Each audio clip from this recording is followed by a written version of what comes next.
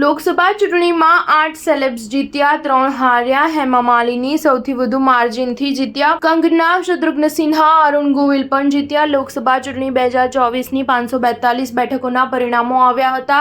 આ લોકસભા ચૂંટણી 15 સેલેબ્સ લડ્યા હતા, જેમાંથી હેમા માલિની, કંગના રનૌત, શત્રુઘ્ન સિન્હા, અરુણ ગોવિલ, રવિ કિશન, સુરેશ ગોપી અને શાયની ઘોષ જેવા સ્ટાર્સ જંગી મતોથી જીત્યા છે. કંગના રનૌત 74,755 વોટથી અને શત્રુઘ્ન સિન્હા 59,564 વોટથી જીત્યા છે. અત્યાર સુધીના પરિણામો અનુસાર સેલિબ્રિટી ઉમેદવાર હેમા માલિનીએ સૌથી મોટા માર્જિનથી જીત મેળવી છે. બીજી તરફ રાજ બબ્બર 75,000ના માર્જિનથી ચૂંટણી હારી ગયા હતા. ભોજપુરી સ્ટાર રવિ કિશન પણ ચૂંટણી જીત્યા છે. કરકટ સીટ પરથી લડી રહેલા પવનસિંહ અને જામગઢ સીટ પરથી ચૂંટણી લડી રહેલા દિનેશલાલ યાદવ ઉર્ફે નિરુવા ચૂંટણી હારી ગયા છે. ભારતીય જનતા પાર્ટીના ઉમેદવાર હેમા માલિની ઉત્તર પ્રદેશના મથુરાથી 2,93,407 મતોના માર્જિનથી જીત્યા છે. તેમની સામે કોંગ્રેસ પાર્ટીના મુકેશ ધનગર હતા, જેમને માત્ર 2,16,657 વોટ મળ્યા હતા, જ્યારે હેમા માલિનીને કુલ 5,10,064 વોટ મળ્યા હતા.